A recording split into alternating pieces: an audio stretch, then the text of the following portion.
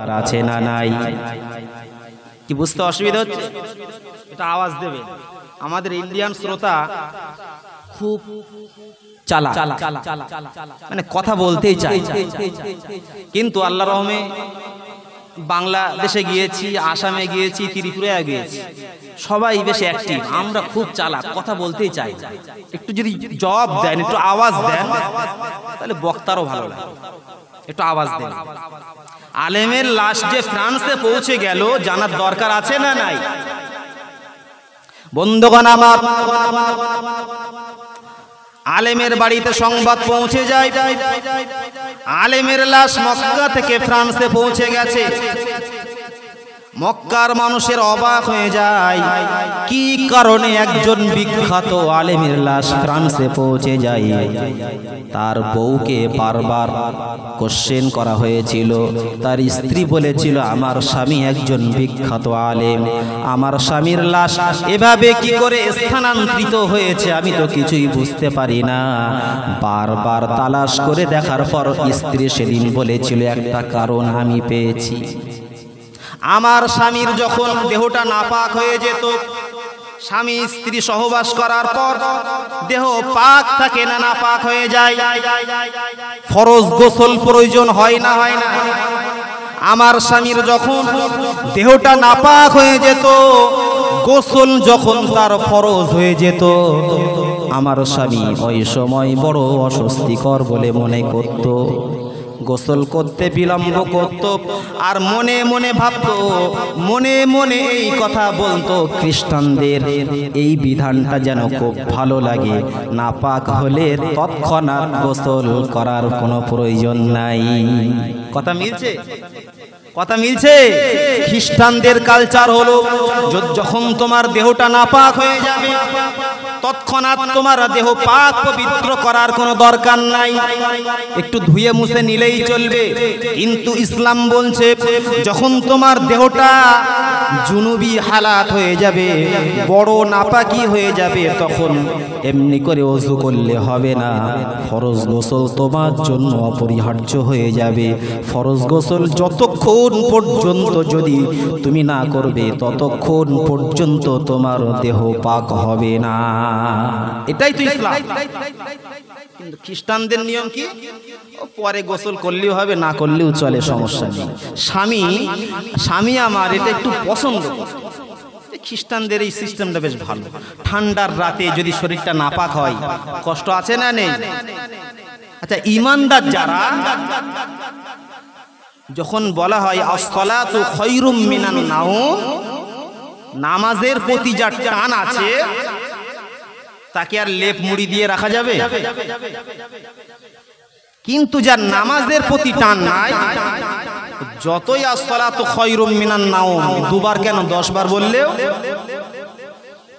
ঠান্ডা তো ইমানদারের লাগে না? লাগে? ঠান্ডা লাগে, কিন্তু ঠান্ডার উপরে মহান স্রষ্টার ভয় প্রাধান্য পেয়েছে। জোরে বলুন সুবহানাল্লাহ। যে আমি যদি আজকে আরাম করতে থাকি, একদিন আমার এই আরাম হারাম হবে। বন্ধুগণ আমার, আলেমের স্ত্রী সেদিন বলেছিল, আমার স্বামীর এক অভ্যাস ছিল, নামাজ যথারীতি পড়তো বটে, রোজা করত, হজ যাকাত তাসবিহ তাহলিলে কোনো ঘাটতি ছিল না। এই একটা অভ্যাস আমার স্বামীর ভিতরে বিদ্যমান। যতবার দেহ তার নাপাক হয়েছে, গোসল করতে সে যেন চাইতো না, বিলম্ব করত। আর মনে মনে খ্রিস্টানদের কালচার তার বড় পছন্দ হতো। মহান স্রষ্টা আল্লাহ সুবহানাহু ওয়া তাআলা এতটুকু খ্রিস্টান ধর্মের কালচারকে মনে প্রাণে পছন্দ এবং ভালো লাগার কারণে সুদূর আলেমের কবর থেকে, মক্কা থেকে ফ্রান্সে তার লাশটা পৌঁছে দিয়েছেন। ও আলেম, দুনিয়াতে তুমি আলেম হতে পারো, মক্কা শরীফের মতো পাক পবিত্র জায়গায় তোমার জায়গা হবে না, বরং তুমি সেই ফ্রান্সে চলে যাও। তাদের আখলাক চরিত্র, তাদের কৃষ্টি কালচার তোমার ভালো লাগার কারণে ময়দানে মাহশারে তাদের সঙ্গে তোমার হাসর হবে, এতে কোনো সন্দেহ নাই। বুঝতে অসুবিধা হচ্ছে? বিধর্মীদের আখলাক, বিধর্মীদের কৃষ্টি কালচার আর মেনে চলবেন? ইসলাম কি কোনো ধার করা ধর্ম নাকি? মহান স্রষ্টার মনোনীত একটি ধর্ম, কারো মুখাপেক্ষী নয় ইসলাম। নখ কাটা থেকে শুরু করে আর টোটাল লাইফটাই কিভাবে চলবেন, কিভাবে জীবন বাস্তবায়ন করবেন, সম্পূর্ণ ইসলামের ভিতরে আছে না নেই? শুধু তাই নয়, ইসলামের প্রতিটি বিধান হলো সায়েন্টিফিক। জোরে বলুন সুবহানাল্লাহ। ভাইরা আমার, রাসূল পাক সাল্লাল্লাহু আলাইহি ওয়াসাল্লাম ছিলেন একজন বৈজ্ঞানিক। পৃথিবীর বুকে আমার রাসূল ছিলেন শ্রেষ্ঠ বৈজ্ঞানিক। তার প্রত্যেকটা কথাই হলো বিজ্ঞানসম্মত। থালা যখন আমরা ভাত খাই, যখন অনেকে দেখবেন থালা চেটে খায়, আছে না নেই? অনেক স্ট্যান্ডার্ড ভদ্র মনে করে, আসলেই অভদ্র।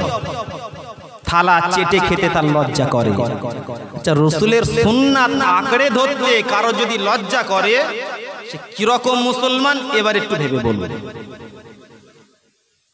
আসলে হয়েছে কি জানেন? ধরুন আমি একটি হোটেলে খেতে গিয়েছি, পাশে কোনো অমুসলিম আমার ভাই, তারাও খাচ্ছে। তো তাদের ধর্মে তো এরকম কোনো সিস্টেম নাই। আর আমার রাসূল বলেছেন কি সুন্দর, দেখুন, ও মুসলমানগণ, তোমার থালা তুমি চেটে পুচে খাও, কারণ তোমার ওই থালায় কোন জায়গায় বরকত লুকিয়ে রয়েছে তুমি তো জানো না। ওই বরকতটা যেন তোমার থেকে বিচ্যুত না হয়ে যায়। জোরে বলুন সুবহানাল্লাহ। এখন আমি যদি চেটে পুচে খাই, পাশে অন্য কোনো কওমের মানুষ হয়তো বলবে মুসলমান খাওয়া হয় না, তাই হয়তো আমার একটু লজ্জা করে। কথা ভুল বলছি নাকি? আমরা ওই রকম মুসলমান, তাই লজ্জা করে। আমার রাসূলের আদর্শ মেনে চলবো, এতেই তো রয়েছে শান্তি। রাসূলের আদর্শ মেনে চলার ভিতরে শান্তি আছে না নেই? যে মেনে চলবে না, তার জন্যই হবে অশান্তি। ঠিক না ভুল?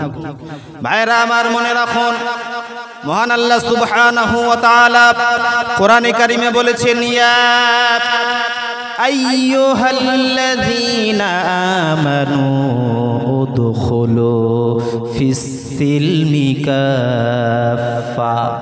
ও ঈমানদার নারী পুরুষ, ইসলামের ভিতরে পরিপূর্ণ দাখিল হও। তোমার মন চাইলে তুমি কিছু মানবে আর কিছু মানবে না, এতটা কনসিডার তোমাকে করা হয় নাই, এতটা ফ্যাসিলিটি তোমাকে দেওয়া হয় নাই। তুমি যদি দুনিয়াতে শান্তি, পরকালে মুক্তি পেতে চাও, পরিপূর্ণ ইসলামের হুকুম আহকামের ভিতরে তুমি প্রবেশ করে যাও। কে বলেছেন এ কথা? এ কথা কে বলেছেন? আল্লাহ বলেছেন।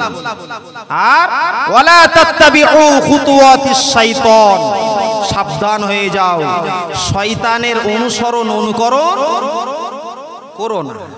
ইন্নাহু লাকুম আদুউম মুবিন, নিঃসন্দেহে সে তোমাদের প্রকাশ্য দুশমন। সে চাইবে তোমাকে জাহান্নামে নিয়ে যাওয়া। কথা ঠিক না ভুল? তুমি জান্নাতে যাও, সে চাইবে না। ভাইরা আমার, একটাবার নিজের জীবনের দিকে তাকিয়ে বলুন, শয়তান কি করে আমাদেরকে ধোঁকায় ফেলে রেখেছে দেখুন। কখনো আমার আপনার মনে হয় নামাজটা পড়া দরকার, শয়তান তখন বলে না না বাবা, এখন নামাজ পড়তে হবে না, এখনো তুমি তো অনেক দিন বাঁচবে। কথা ঠিক না ভুল? কখনো মনে হয় রোজা করা দরকার, শয়তান বলে আরে মশাই থামো থামো, তোমার তো চুল পাকে নাই, তোমার তো চোখের দৃষ্টি শক্তি এখনো হ্রাস পায় নাই, এখনো অনেক দিন তুমি বাঁচবে, পরে নামাজ রোজা ইবাদত বান্দেগি তুমি করতে শুরু করে দিও, এক্ষুনি নামাজ কালাম করে বুজুর্গ হওয়ার তোমার দরকার নাই। শয়তান। কিন্তু প্রতিটি মুহূর্তে আমার আপনার জীবন থেকে মূল্যবান হায়াত কিন্তু চলে যাচ্ছে। হয়তো আপনি বলতে পারেন যে আমি যখন মরবো, মরার আগে কিছু সিগন্যাল আমি পাবো। সিগন্যাল কেউ পায়, কেউ পাওয়ার আগে, এটা আবার আওয়াজ দিন, কেউ পায় কেউ পাওয়ার আগে বিদায় নেয়। বন্ধুগণ আমার, একদা এক ব্যক্তি জিব্রাইলকে বলেছে, আজরাইলকে বলেছিলেন, আজরাইল তোমার বিচারটা যেন কেমন মনে হয়, কারণ দুনিয়ার আদালতে কারো যদি অ্যারেস্ট করার প্রয়োজন হয় তার নামে অগ্রিম নোটিশ করা হয় কিনা, তুমি সাবধান হয়ে যাও, তোমার ওয়ারেন্ট বার হয়েছে। ও আজরাইল, কিন্তু তোমার কারবার উল্টা, তুমি যখন খুশি এসে জানটা নিয়ে চলে যাও আজরাইল, মৃত্যুর আগে একটু সিগন্যাল যদি তুমি দিতে আজরাইল, আমরা তো সাবধান হয়ে যেতাম। আজরাইল বলেছিলেন, ও আল্লাহ পাকের বান্দা, দুনিয়ার আদালত থেকে ওয়ারেন্ট যখন বার হয় মাত্র একবার তার নোটিশ জারি করা হয়, আর আমি আজরাইল তোমাকে একটা দুটো নোটিশ তোমাকে পাঠাই নাই, শত শত হাজার হাজার নোটিশ পাঠিয়েছি, তোমার ভ্রুক্ষেপ নাই, ঠিক না ভুল? তোমার একটা চুল পেকেছে, এটা একটা নোটিশ, তোমার দুটো চুল পেকেছে, এটা আর একটা নোটিশ, তোমার চোখের হ্রাস পেয়েছে দৃষ্টিশক্তি, এটা আর একটা নোটিশ, পক্ষান্তরে তোমার দাঁত পড়েছে, এটাও আর একটা নোটিশ। বারবার বারবার তোমাকে চিঠি দেওয়া হয়েছে, দুনিয়ার প্রেমে এমন তুমি মগ্ন ছিলে, আমার চিঠির কোনো ভ্রুক্ষেপ তোমার ছিল না, ঠিক না বউ? এতটাই পাগল, দুনিয়া নিয়ে পাগল। দুনিয়া করুন, তবে পরকালকে ভুলে নয়, পরকালটায় আসো, কথা ঠিক না বউ? ভাইরা আমার, অনেককে দেখবেন আল্লাহ যত দেয় তত চাই, আছে না নেই? একটু আওয়াজ দিন, আছে না নেই? একটা সময় হয়তো তার কিছুই ছিল না, মহান স্রষ্টা হয়তো একটু অর্থ দিয়েছে, তবুও তার মন ওঠে না, আছে না নেই? পাশের বাড়ির দিকে তাকায় আর হা হুতাশ করে, আমার যদি ওর থেকে বড় হতো, বড় ভালো হতো, আফসোস করে, আল্লাহর প্রশংসা করে না। এমন মানুষ সমাজে কম আছে না বেশি? বনি ইসরাইলদের ভিতরে, বুখারী শরীফের ভিতরে এসেছে, তিনজন মানুষ ছিলেন, একজন ছিলেন কুষ্ঠরোগী, আর একজন ছিলেন টেকো ব্যক্তি, আর একজনের ছিল অন্ধ, দেখতে পেত না। মহান স্রষ্টা আল্লাহ সুবহানাহু ওয়া তাআলা চাইলেন তাদেরকে একটু পরীক্ষা করবেন। এটা জেনে রাখুন, পরীক্ষা ছাড়া কোনো জিনিসের মূল্যায়ন করা সম্ভব নয়, পরীক্ষার দরকার আছে। কোরআন শরীফ আল্লাহ সুবহানাহু ওয়া তাআলা অন্যত্র বলেছেন, হাসিবান নাস, মানুষ কি ভেবে নিয়েছে, আইয়ুতরাকু, যে তাকে ছেড়ে দেওয়া হবে, আইয়াকুলু আমান্না ওয়া হুম লা ইফতানুন। মানুষ কি এটা ভেবে নিয়েছে সে বলবে আমি ঈমানদার? মহান স্রষ্টা বলছেন, আমি তাকে তার ঈমানদারের দাবিতে কোনো পরীক্ষা না করে তাকে আমার জান্নাত দিয়ে দেব। মানুষ কি এটা ভেবে নিয়েছে কশ্চিনকালেও পরীক্ষা ছাড়া কোনো কিছুর মূল্যায়ন করা সম্ভব নয়? মহান স্রষ্টা আল্লাহ সুবহানাহু ওয়া তাআলা একজন ফারিস্তাকে বললেন, ফারিস্তা চলে যাও, ওই কুষ্ঠ, টেকো এবং অন্ধ রোগীর কাছে পৌঁছে যাও, ওদের চাহিদা অনুযায়ী সব কিছু পূরণ করে দাও। ফারিস্তা একজন সাধারণ মানুষের আকার ধারণ করে চলে আসলেন। আমার বন্ধুগণ, কুষ্ঠ মানুষের কাছে এসে বললেন, ও আল্লাহ পাকের বান্দা, তোমার কি প্রয়োজন? কুষ্ঠ মানুষটি বলেছিল, সমস্ত দেহে কুষ্ঠ রোগ হওয়ার কারণে চর্মআঁশ এমনি করে জর্জরিত হয়ে যাওয়ার কারণে গোটা সমাজের মানুষ কোনো সমাজে আমাকে স্থান দেয় নাই। আমার স্কিন খারাপ হওয়ার কারণে কেউ আমাকে আর ভালো চোখে দেখে না, কেউ আমাকে দাম দেয় না, কোনো ভালো জায়গায় আমার কোনো মূল্য নেই। ফারিস্তা বলেছিলেন, তুমি কি চাও? ওই কুষ্ঠ মানুষটি বলেছিলেন, আমার কুষ্ঠ রোগটা যদি ভালো হয়ে যেত, আমার জীবনটা ধন্য হয়ে যেত। ফারিস্তা তার দেহে একটা বার হাত বুলিয়ে দিলেন, আমার বন্ধুগণ, হাতটা বুলিয়ে দেওয়ার সঙ্গে সঙ্গে তার কুষ্ঠ রোগ জনমের মতো সুস্থ হয়ে গেল। ফারিস্তা হাত দিলেন, সুস্থ হয়ে গেল। ফারিস্তা এবারে বললেন, তুমি এবারে কি চাও? ওই মানুষটি বলেছিল, আমি উট চাই, উট আমার, উট খুব প্রিয়, উট আমার খুব পছন্দনীয়। ফারিস্তা গর্ভবতী একটি উট তাকে দিয়ে বললেন, মহান স্রষ্টা আল্লাহ সুবহানাহু ওয়া তাআলার আনুগত্য করবে, আল্লাহ পাকের কৃতজ্ঞতা স্বীকার করবে, মহান স্রষ্টা আল্লাহ সুবহানাহু ওয়া তাআলা এর বিনিময় তোমার আরো বেশি বাড়িয়ে দেবে। এবারে ফারিস্তা চলে আসলেন টেকো মানুষটার কাছে। টেকো মানুষটাকে বলা হলো, তুমি কি চাও? ওই মানুষটি বলেছিলেন, আমার মাথায় যদি চুলটা আল্লাহ সুবহানাহু ওয়া তাআলা দান করতেন, আমার জীবনটা ধন্য হয়ে যেত। মাথায় চুল না থাকার কারণে সমাজে আমার কোনো স্থান নাই। ফারিস্তা মাথায় হাত বুলিয়ে দিলেন। ভাইরা আমার, হাত বুলিয়ে দেওয়ার সঙ্গে সঙ্গে তার মাথায় চুলে পরিপূর্ণ হয়ে যায়। ফারিস্তা বললেন, এবারে তোমার কি দরকার, কি চাই? ওই মানুষটা বলেছিলেন, গরু আমার খুব পছন্দনীয় একটি প্রাণী। ফারিস্তা একটি গর্ভবতী গরু দিয়ে বললেন, এই গরুটাকে তুমি লালন পালন করবে আর মহান স্রষ্টার আনুগত্য স্বীকার করবে, তুমি যেন মহান স্রষ্টার অকৃতজ্ঞ না হয়ে যা। দেখবে মহান স্রষ্টা তোমার আরো বেশি কি বাড়িয়ে দেবে। বন্ধুগণ আমার, তারপরে অন্ধ মানুষের কাছে ফারিস্তা চলে আসে। আল্লাহ পাকের বান্দা, এই দুনিয়াতে কি এমন তোমার চাহিদা আছে? অন্ধ মানুষটি বলেছিল, মহান স্রষ্টা যদি আমার দুটো চোখ দান করতেন, দুনিয়াটা দেখতাম। দুনিয়া কেমন আমি তো দেখতে পারি না, চোখ না থাকার কারণে দুনিয়া কেমন আমি কিছুই উপলব্ধি করতে পারি নাই। ভাইরা আমার, ফারিস্তা তার চোখে যখন হাত স্পর্শ করলেন, মুহূর্তের ভিতরে তার চোখের অন্ধত্ব কেটে গিয়ে সুন্দর চোখ মহান স্রষ্টা তাকে দান করলে। জোরে বলুন সুবহানাল্লাহ। ফারিস্তা বললেন, এবারে তুমি কি চাও? ওই অন্ধ মানুষ বলেছিল, আমার ছাগল খুব পছন্দনীয়। ফারিস্তা একটি গর্ভবতী ছাগল দিয়ে বলেছিলেন, ছাগলটা তুমি লালন পালন করবে, মহান স্রষ্টার আনুগত্য করবে, তার কৃতজ্ঞতা স্বীকার করবে, আর কশ্চিনকালেও মহান স্রষ্টার যেন অকৃতজ্ঞ তুমি না হয়ে যাও। ফারিস্তা চলে গেলেন। যুগের পর যুগ পার হয়ে যায়।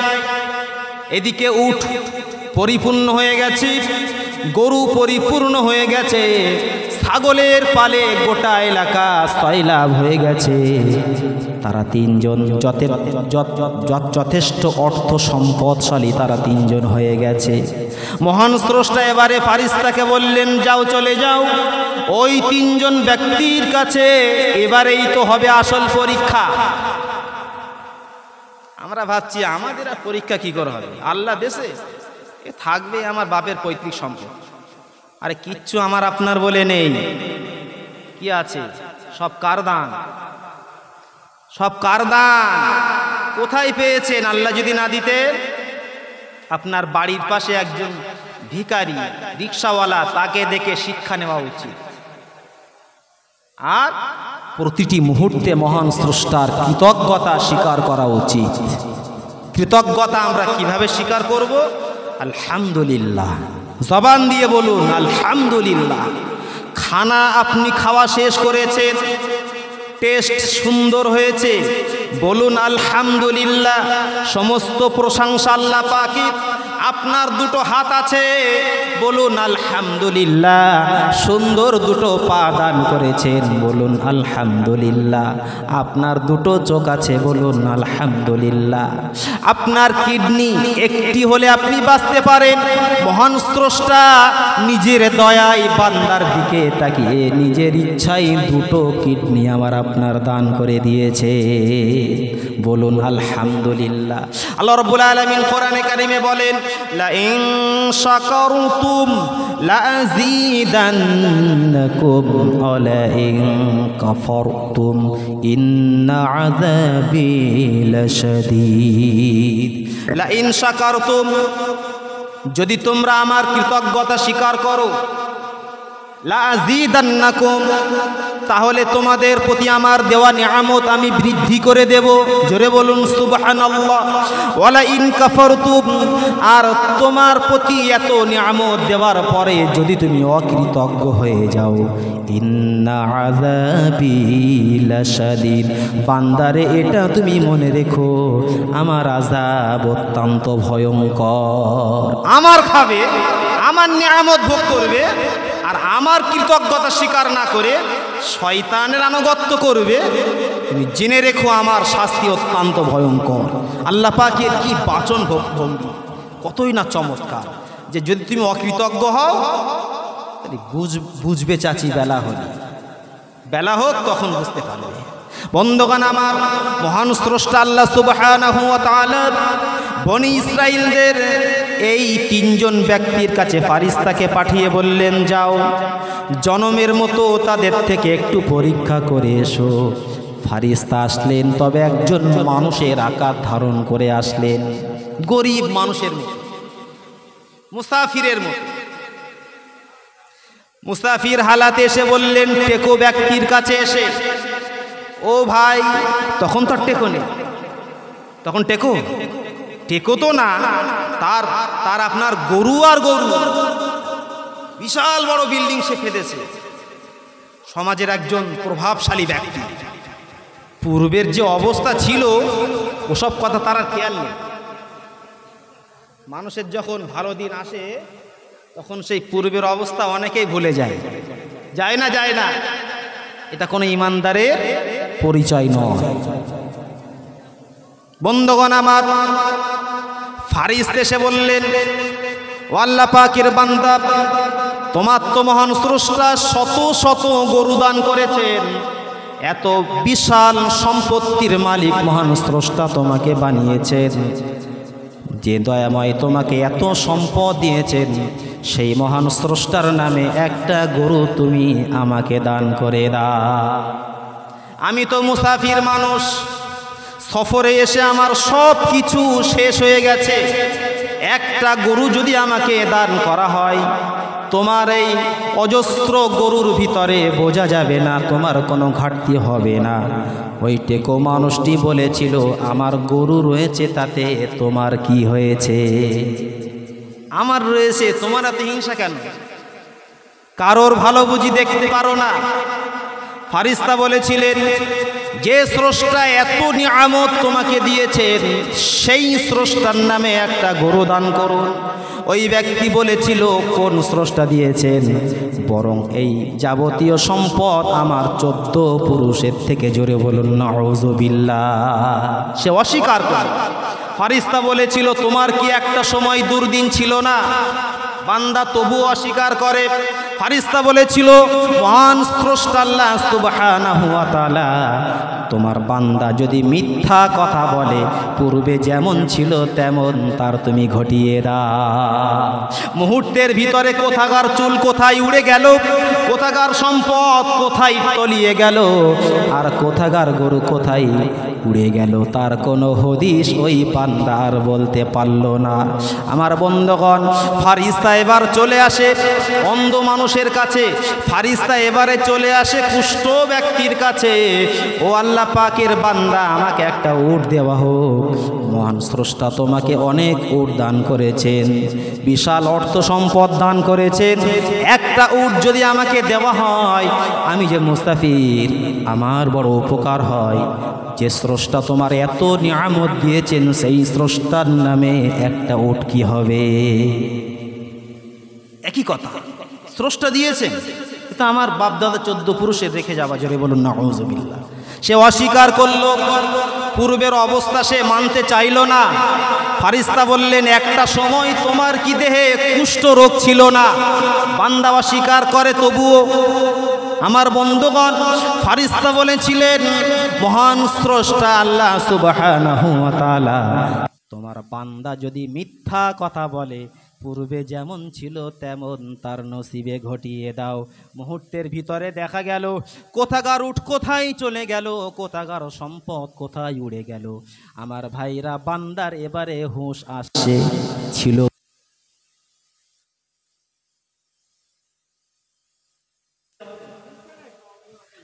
বন্ধুগণ আমার, ফারিস্তা এবারে চললে অন্ধ মানুষের কাছে। ও আল্লাহ পাকের বান্দা, মহান স্রষ্টা তোমাকে অনেক সম্পদ দান করেছেন, কত ছাগল তোমার দান করেছেন, একটা ছাগল কি হবে না? আমার ভাইরা, ওই মানুষটি সেদিন বলেছিলেন তোমার কটা দরকার? জোরে বলুন সুবহানাল্লাহ। আমার স্রষ্টা আমাকে দান করেছেন, আমার কিছুই ছিল না, চোখেও দেখতে পেতাম না। যে স্রষ্টা এত বড় নিয়ামত দিয়েছেন, সেই স্রষ্টার আনুগত্য কশ্চিনকালে আমি ভুলতে পারি না। তার কৃতজ্ঞতা না করে অকৃতজ্ঞ হতে আমি চাই না। মহান স্রষ্টাই তো সব কিছু আমাকে দিয়েছেন, সেই স্রষ্টার নামে যা কিছু তোমার প্রয়োজন, যতটা দরকার সব তুমি নিয়ে যাও, আমার কোনো আফসোস, কোনো অনুতাপ থাকবে না। জোরে বলুন সুবহানাল্লাহ। তাহলে পাশ করলো কে বলুন তো? পাশ করলো অন্ধ মানুষটি। ঠিক এভাবেই কিন্তু আমাদের পরীক্ষা চলছে, পরীক্ষা চলছে। হয়তো ভাবছেন কই, পরীক্ষা ছাড়া কোনো জিনিসের কোনো মূল্যায়ন হবে না। আল্লাহ তো নিজেই বললেন, আহসিবান নাস, মানুষকে মনে করে আইয়ুতরাকু, তাকে ছেড়ে দেওয়া হবে, আইয়াকুলু, সে বলবে আল্লাহ আমি ঈমান আমান্না, সে ঈমানদার বলবে আর আমার সাদের জান্নাত দিয়ে দেব। জান্নাত কি এত সোজা? কি মামার বাড়ি আবদার নাকি? ওখানে যেতে গেলে অনেক কষ্ট স্বীকার করতে হবে, অনেক কষ্ট স্বীকার করতে হবে।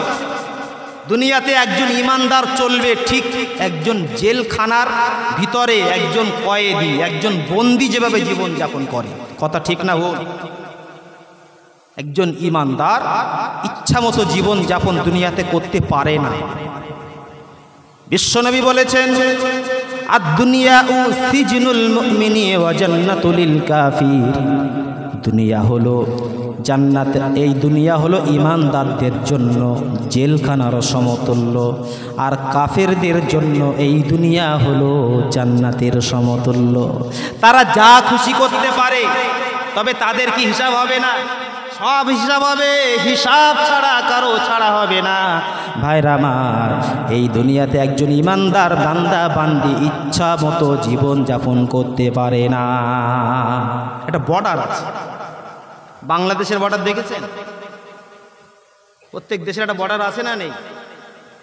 এপারে বিএসএফ, ওপারে BDR. BSF border security force, বর্ডারে যারা নিরাপত্তা দেয় যে বাহিনী, তাদেরকে বলা হয় বিএসএফ।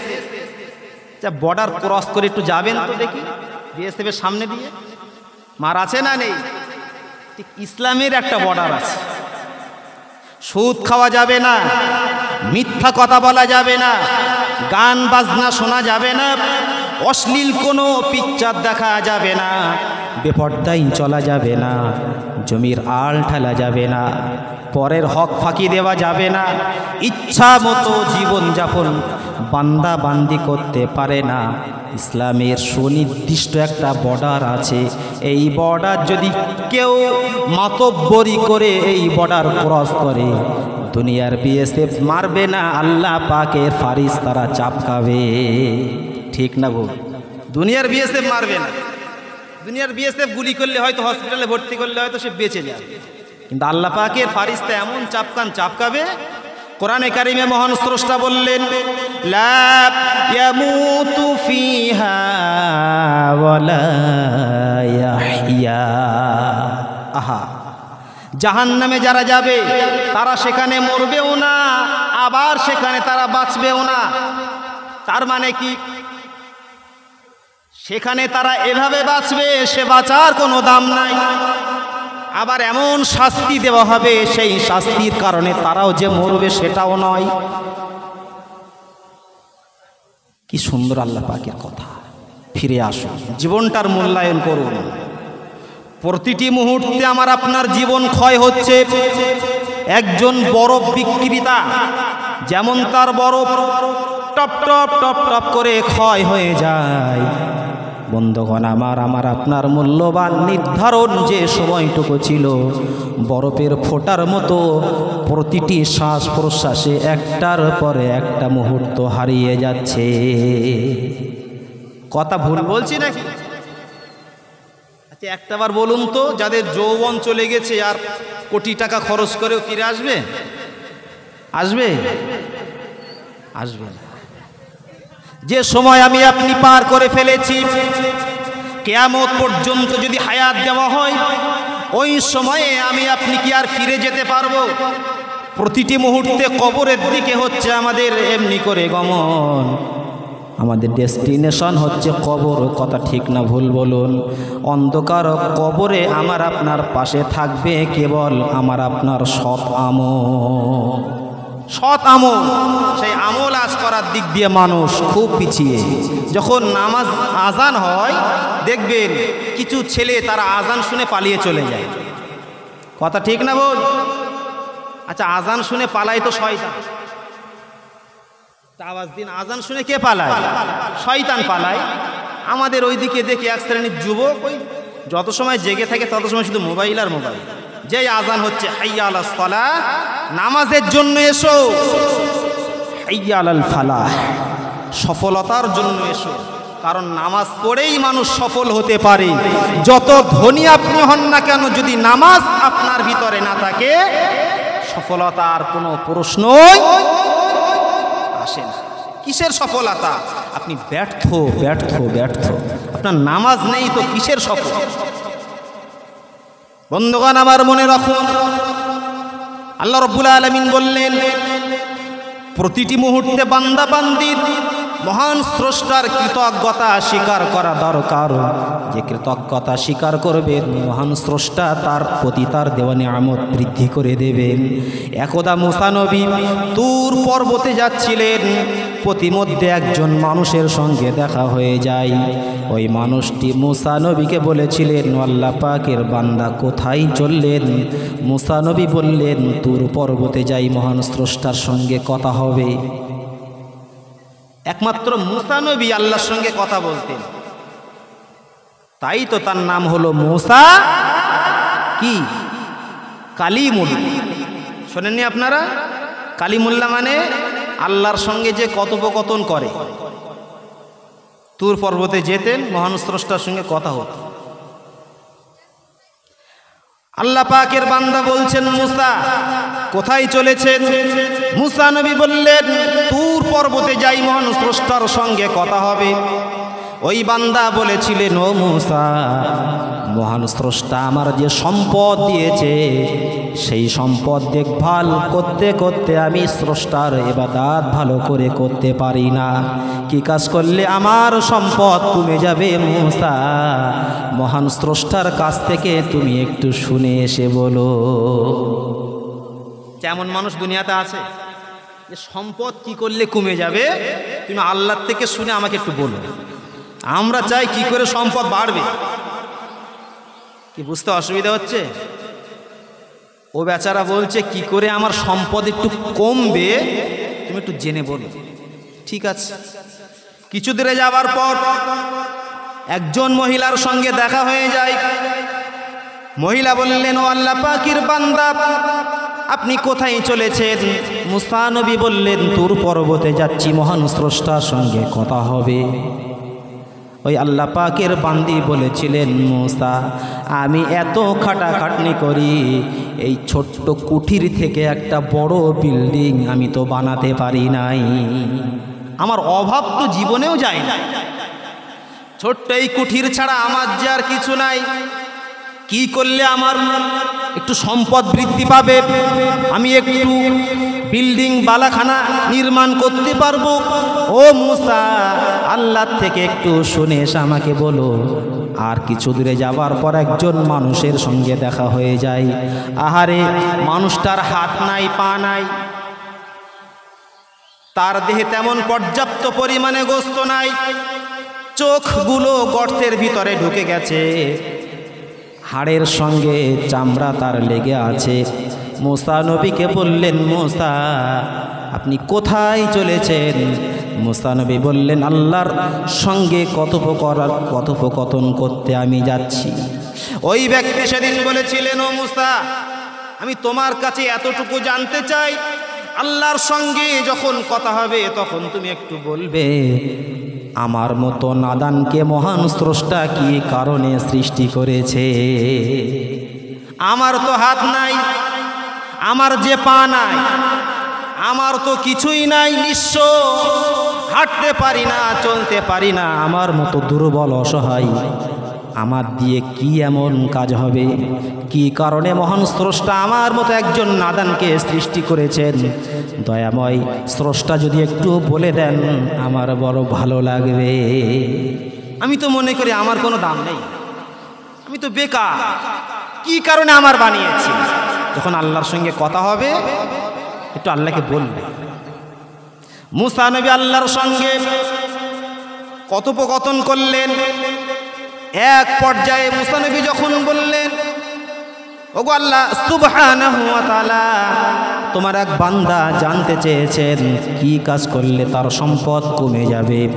ভাইরা আমার, আল্লাহ সুবহানাহু ওয়া তাআলা বললেন, আমার বান্দাকে বলবে আমার কৃতজ্ঞতা করা যেন সে ছেড়ে দেয়। বুঝতে পারেননি? আমার কৃতজ্ঞতা সে যেন আর না করে। আমার কৃতজ্ঞতা না করলেই সম্পদ এমনি কমে যাবে। আল্লাহ সুবহানাহু ওয়া তাআলা এবারে মুসার দ্বিতীয় প্রশ্নের জবাব দিয়ে বললেন, ওই মহিলাকে বলবে সে যেন বেশি বেশি করে আমার কৃতজ্ঞতা স্বীকার করে। আমার কৃতজ্ঞতা স্বীকার করলে পরে তার সম্পদ আমি মহান স্রষ্টা আল্লাহ সুবহানাহু ওয়া তাআলা বৃদ্ধি করে দেব। তৃতীয়বারের জন্য মুসা নবী বললেন, ওগো আল্লাহ, কি কারণে ওই বিকলাঙ্গ মানুষটাকে তুমি সৃষ্টি করেছো? আল্লাহ সুবহানাহু ওয়া তাআলা বললেন, ও মুসা, ওই বিকলাঙ্গ মানুষটাকে বলবে জাহান্নামের ভিতরে একটি গর্ত আছে, ওই গর্তটা আটকানোর জন্য ওই বিকলাঙ্গ মানুষটাকে আমি সৃষ্টি করেছি। মুসা নবী তৃতীয় প্রশ্নের জবাবটা শুনে খুব দুঃখ পেলেন। ইস, এই প্রশ্নের জবাবটা যেন কেমন পেলাম। জাহান্নামের গর্ত আটকানোর জন্য ওই মানুষটাকে দিয়ে আল্লাহ ইউজ করবেন। মুসা নবী ফিরে আসলেন। এক পর্যায়ে ওই আল্লাহ পাকের বান্দার সঙ্গে দেখা হয়ে যায়। মুসা নবী তাকে বললেন, ও আল্লাহ পাকের বান্দা, তোমাকে মহান স্রষ্টা বলেছেন তার কৃতজ্ঞতা করা তুমি ছেড়ে দাও। তার কৃতজ্ঞতা করা ছেড়ে দিলে পরে তোমার সম্পদ অটোমেটিক্যালি হ্রাস পেয়ে যাবে। ওই বান্দা সেদিন বলেছিলেন, যে স্রষ্টার আনুগত্য স্বীকার করে, যে স্রষ্টার কৃতজ্ঞতা স্বীকার করে, মহান স্রষ্টা আমায় এত বড় নিয়ামত দিয়েছেন, এত সম্পদশালী করেছেন, আমি আমার সম্পদ হ্রাস করতে চাই না।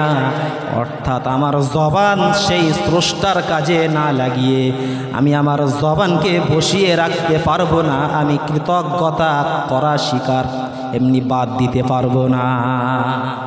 আমি কৃতজ্ঞতা করেই যাব, তাতে আমার সম্পদ থাকে থাক আর যাই যাই।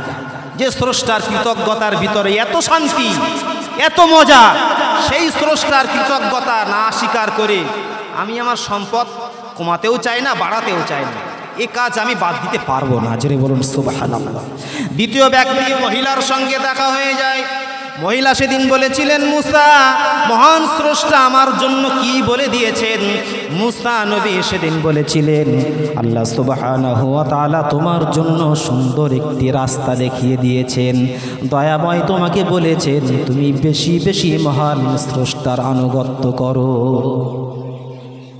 আল্লাহর আনুগত্য যদি তুমি করো তাহলে মহান স্রষ্টা তোমার নিয়ামত আরো বৃদ্ধি করে দেবে। মহিলা না শুকরি করে, অকৃতজ্ঞ হয়ে মহিলা তখন বলেছিল, এই সামান্যতম কুঠির, এতেই বা কি এমন কৃতজ্ঞতা স্বীকার করা যায়? জোরে বলুন নাউযু বিল্লাহ। মহান স্রষ্টা এতটুকু বেয়াদবি বরদাস্ত করতে পারলেন না। ইতিপূর্বে তার তো সামান্য একটি কুঠির ছিল, আর এতটুকু অকৃতজ্ঞ হওয়ার কারণে মহান স্রষ্টা হাওয়াকে অর্ডার করলেন, বাতাসকে অর্ডার করলেন, ওরে বাতাস, এই কুঠিরটা যেটা দেখা যায় একটা দমকা হাওয়ায় ওর কুঠিরখানা জনমের মতো ধূলিসাৎ করে দাও। হাওয়া বাতাস শুরু হলো, জোড়ো হাওয়ায় তার কুঠির যেটা ছিল সেটাও সে হারিয়ে ফেলে। তাহলে বোঝা গেল কি, মহান স্রষ্টা যে হালে রাখে সেই হালেই আমাদের তার কৃতজ্ঞতা স্বীকার, এটা আওয়াজ দিই করতে হবে না, হবে না বন্ধুগণ আমার। এবারে মহান স্রষ্টা আল্লাহ সুবহানাহু ওয়া তাআলার প্যারা পয়গম্বর নবী মুসার সঙ্গে দেখা হয়ে যায়। সেই বিকলাঙ্গ মানুষটার সঙ্গে মুসা নবী ওই বিকলাঙ্গ মানুষটাকে বলেছিলেন, আল্লাহ পাকের বান্দা তুমি শুনে নাও, মহান স্রষ্টা আল্লাহ সুবহানাহু ওয়া তাআলা তোমার দিয়ে জাহান্নামের গর্ত আটকে রাখবেন। এই কথা শোনার পর বিকলাঙ্গ মানুষটি বলেছিল, সুবহানাল্লাহ, আলহামদুলিল্লাহ, আমি তো ভেবেছিলাম আমার দ্বারা কোনো কাজ মহান স্রষ্টার হবে না, কিন্তু দেখছি আমার দ্বারাই জাহান্নামের একটি গর্ত হলেও মহান স্রষ্টার আটকানোর কাজে লাগবে। ভাইরা আমার, এতে সে মোটেও অসন্তুষ্ট হন নাই। সে তো ভেবেছিল আমার দ্বারাই মহান স্রষ্টার কোনো কাজ হবে না, তারপরেও মহান স্রষ্টা তার মতো অচল মানুষকে দিয়েও একটি কাজ নেবেন, এই কথাই সে অত্যন্ত খুশি হয়ে যায়, সন্তুষ্ট হয়ে যায়। আল্লাহ পাকের প্রশংসা করতে শুরু করে দেয়। প্রশংসা করতে করতে মহান স্রষ্টা থাকতে পারলেন না, তার হারিয়ে যাওয়া হাত পা জন্মের মতো আল্লাহ ফিরিয়ে দিলে। আল্লাহ থাকতে পারলেন না, আরে আমার বান্দার এই অবস্থা, তারপরেও সে আমার প্রশংসা করছে। কিন্তু আমাদের দশা কি, বাড়ির পাশে কারো যদি একটু বেশি হয় কত চোখ মুখ টানাটানি, হিংসা আছে না নেই? তোমার হিংসা আমার জয়, গাড়িতে লেখা থাকে না? হিংসা করে কোনো লাভ হবে না, ওটা ইমানদারের চরিত্র নয়। মানুষের বদ খাসলাতের ভিতরে এটাও একটি বদ অভ্যাস। হিংসা ছাড়তে হবে, পরনিন্দা ছাড়তে হবে। পরনিন্দা মানে পরের নিন্দা করা, অমুক এমন অমুক এমন। যদি বলা হয় বাবু তুমি কেমন, আমরা লোককে নিয়ে সমীক্ষা করি কিন্তু আত্মসমীক্ষা করি না। আমি যে কেমন মানুষ, আমার কি করা দরকার আর আমি করিটা কি, কোনো সমীক্ষা নেই। গীবত ছাড়তে হবে। গীবত মানে কারোর পিছনে দোষ ত্রুটি বর্ণনা করা, এটা একটি ভয়ঙ্কর।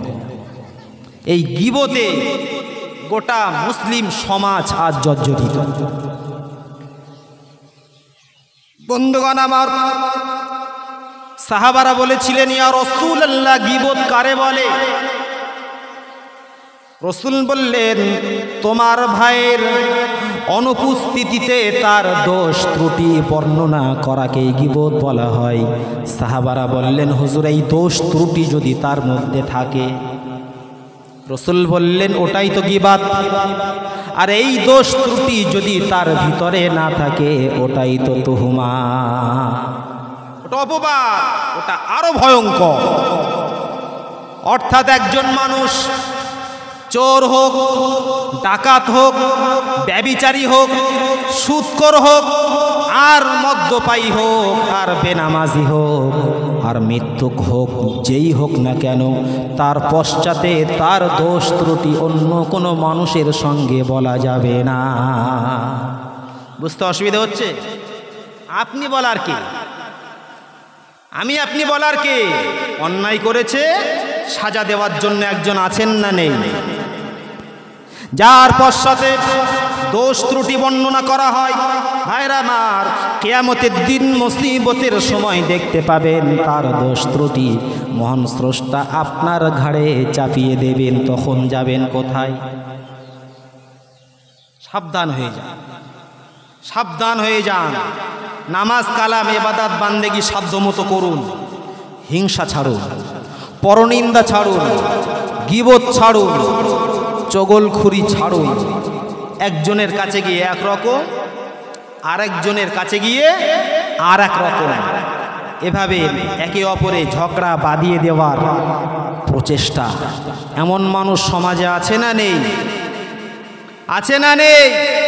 কম না বেশি? প্রচুর আছে। মুসলমান তো নামে দেখা যায়, কাজের বেলা মুসলমান খুঁজে পাওয়া যায় না। রাসূল পাক সাল্লাল্লাহু আলাইহি ওয়াসাল্লাম বলেছেন, লা ইয়াবকা মিনাল ইসলামি ইল্লা ইসমুন ওয়া লা ইয়াবকা মিনাল ইসলামি ইল্লা রাসমুন ওয়া লা ইয়াবকা মিনাল কুরআনি ইল্লা রাসমুন। আমার ভাইরা, রাসূল পাক সাল্লাল্লাহু আলাইহি ওয়াসাল্লাম বলেছেন, এমন একটা যুগ আসছে যে যুগে মুসলমান খুঁজে পাওয়া যাবে না, শুধু নামটুকু বাকি থাকবে। নাম কি? বলে আব্দুস সাত্তার। কামটা কি রকম? দেখলে মানুষ অবাক হয়ে যায়, মুসলমান এত ভয়ঙ্কর হয় কি করে? কথা ঠিক না বল? নামটা শুনলে মনে হয় পাকা মুসলমান, আর কামটা অত্যন্ত ভয়ঙ্কর। মুসলমান হিংস্র হায়নার মতো হয়েছে। আজ এক শ্রেণীর মুসলমান হয়েছে হিংস্র হায়নার মতো। তার হাত, তার মুখ, তার জবান থেকে অপর কোনো মুসলমান নিরাপদ হতে পারছে না। রাসূল বললেন, আল মুসলিমু মান সালিমাল মুসলিমু। একজন মুসলমান তো সেই ব্যক্তি যার হাত থেকে মিন লিসানিহি ওয়া ইয়াদিহি, যার হাত এবং জবান থেকে অপর কোনো মুসলমান নিরাপদে থাকে। তার মানে আমার হাত দিয়ে কারো ক্ষতি করতে আমি পারবো না, আমার জবান দিয়ে কুবাক্য কাউকে আমি বলতে পারবো? কেউ দুঃখ পাবে এমন কথা বলতে পারবো? পারবো না। বন্ধুগণ আমার, সমাজে অনেক নেতা পাওয়া যায়, অনেক নেতা মাতব্বর পাওয়া যায়, রাজনৈতিক বলুন আর সামাজিক বলুন, অনেক নেতা পাওয়া যায়। কিন্তু নেতার কৃষ্টি কালচার দেখলে আমরা বড় অবাক হয়ে যাই। নেতা খেয়ে শুয়ে থাকে পেট পুরে, পাশের বাড়িতে খাওয়া হয় না, নেতার কোনো ভ্রুক্ষেপ নাই। আছে না নেই? যাদের ভোটে আমি মেম্বার হয়েছি, যাদের ভোটে আমি প্রধান হয়েছি, আমার সেই এলাকার মানুষদের দিকে আমার কোনো ভ্রুক্ষেপ নাই। শুধু টাকা কি করে মারা যায় সেই চেষ্টা। কি বলছি নাকি? আমাদের ওইদিকে এইদিকে ভালো, কিন্তু নেতা তো সেই ব্যক্তি যিনি তার জনগণের জন্য স্থির থাকতে পারেন না। খলিফাতুল মুসলিমিন, আমিরুল মুমিনিন, রাতের বেলা তিনি ঘুমাতেন না। তার সাম্রাজ্যে কোন মানুষটা কি অবস্থায় কাটাচ্ছেন, কার খাওয়া হয়েছে, কার খাওয়া হয় নাই, কে কোন কষ্টের ভিতরে আছে, সারা রাত ধরে তার এলাকা তিনি পাহারা দিতে। জোরে বলুন সুবহান। একদা আমিরুল মুমিনিন বাড়ির থেকে বার হয়েছে, ঘুরতে ঘুরতে বেশ কিছু দূরে চলে গেছেন। মরুভূমির ময়দানে দেখতে পেলেন ছোট্ট একটি তাঁবু, তাঁবুর ভিতরে টিম টিম করে আলো জ্বলছে। আহারে, এখানে কোনো তাঁবু তো থাকার কথা নয়। গভীর রাতে এখানে কে তাঁবু গাড়ল? এগিয়ে গিয়ে দেখলেন তাঁবুর ভিতরে টিম টিম করে আলো জ্বলছে। পাশে একজন মানুষ বড় চিন্তায়, আর তাঁবুর ভিতর থেকে করুণ সুরে কান্নার আওয়াজ ভেসে আসছে। উমর শুনছে। উমর ফারুক রাদিয়াল্লাহু আনহু এগিয়ে গিয়ে মানুষটিকে সালাম করলেন। সালাম করার পর জিজ্ঞাসা করলেন, ভাই কি ব্যাপার, কে আপনি, কি বা আপনার পরিচয়? ওই মানুষটি বলেছিলেন, আমি একজন মুসাফির, আমি যাচ্ছিলাম খলিফা ওমরের কাছে, আমার কিছু অর্থের প্রয়োজন আছে, তাই আমি তার দরবারে যাচ্ছিলাম, কিন্তু খলিফা কোথায় রয়েছে আমি তো জানি না। আহারে, খলিফা তার দরবারে হাজির। এই তো খলিফা। খলিফা সেদিন বলেছিলেন, কি দরকার আপনার একটু বলুন। ওই মানুষটি বলেছিলেন, বেটা তুমি শুনে কি করবে। আসলে ওই মানুষটা খলিফা চেনেন না। ওমর বললেন, কি প্রয়োজন যদি একটু বলেন, আমি আপনার পাশে দাঁড়ানোর জন্য একটু চেষ্টা করব। ওই মানুষটা বললেন, আমি একজন মুসাফির, কিছু অর্থের জন্য, সাহায্যের জন্য ওমরের দরবারে যাচ্ছিলাম। আচ্ছা, আপনার এই তাঁবুর ভিতর থেকে করুণ সুরে কি যে আওয়াজ ভেসে আসছে, এটা কি ব্যাপার? ওই মুসাফিরটি বলেছিলেন, আল্লাহ পাকের বান্দা, তাঁবুর ভিতরে আমার স্ত্রী গর্ভবতী, প্রসব বেদনা তার শুরু হয়েছে, সে কাতরাচ্ছে। আমি পুরুষ মানুষ, কিছুই বুঝি না, এই ব্যাপারে আমার তেমন জ্ঞান নাই, তাই আমি এখন অসহায়, আমার স্ত্রী কাতরাচ্ছে, আমার এখন কোনো কিছু করার নাই। ওমর ফারুক বললেন, একটু ওয়েট করো। ওমর ফারুক ছুটলেন। স্ত্রী গভীর রজনীতে ঘুমিয়ে আরাম করছেন। আস্তে আস্তে স্ত্রীর পাশে গিয়ে বসলেন। উম্মে কুলসুম, জলদি উঠে পড়ো, জলদি উঠে পড়ো, মহান স্রষ্টা তোমার জন্য বড় নিয়ামত রেখে দিয়েছে। জোরে বলুন সুবহান। উম্মে কুলসুম উঠে পড়লেন, বললেন, কি ব্যাপার? ওমর ফারুক বললেন, একজন মানুষ আমার কাছে আসছিলেন, প্রতিমধ্যে এসে তার স্ত্রীর প্রসব বেদনা শুরু হয়েছে, তাঁবু গেড়ে মরুভূমিতে এসে আশ্রয় গ্রহণ করেছে, তার স্ত্রীর প্রসব বেদনা উঠেছে। ওই মুহূর্তে তার স্ত্রীর কাছে তেমন কোনো মহিলা নাই, ওই মেয়ে মানুষটা বড় কষ্টের ভিতরে আছে, জলদি চলো, ওই মানুষটার একটু হলেও যদি উপকার করা যায়। নেতা তখন ওমর ফারুক হলেন অর্ধেকটা পৃথিবীর বাদশাহ। খলিফা ওমর স্ত্রীকে বললেন, একটু ঘি নাও, একটু খাদ্য নাও, একটু খাদ্যের ব্যবস্থা করো, আর প্রয়োজনীয় জিনিস নিয়ে জলদি চলো সেই তাঁবুর ভিতরে। ভাইরা আমার, ওমর ফারুক এবং তার স্ত্রীকে নিয়ে ঊর্ধ্বশ্বাসে ছুটলেন সেই তাঁবুর ভিতরে। ওমর ফারুক বাইরে বসে থাকলেন, স্ত্রী তাঁবুর ভিতরে প্রবেশ করলেন, মহিলার প্রসব বেদনার কাজে একটু সাহায্য করলেন। কিছুক্ষণ পরেই ওমর ফারুক রাদিয়াল্লাহু আনহু বাইরে বসে রান্নার কাজে সহযোগিতা করলেন। নেতা কারে কয়? ভাইরা আমার, ওমর ফারুক রান্নার কাজে সাহায্য সহযোগিতা করছেন, আর স্ত্রী তার স্ত্রীর প্রসব বেদনার কাজে সাহায্যে লিপ্ত আছে। একটু বাদে উমরের স্ত্রী বার হয়ে এসে বললেন, ওগো আমিরুল মুমিনিন, মহান আল্লাহ সুবহানাহু ওয়া তাআলার অশেষ মেহেরবানি, আপনার মুসাফির ভাইকে বলুন মহান স্রষ্টা তার একটি পুত্র সন্তান দান করেছে। জোরে বলুন সুবহান।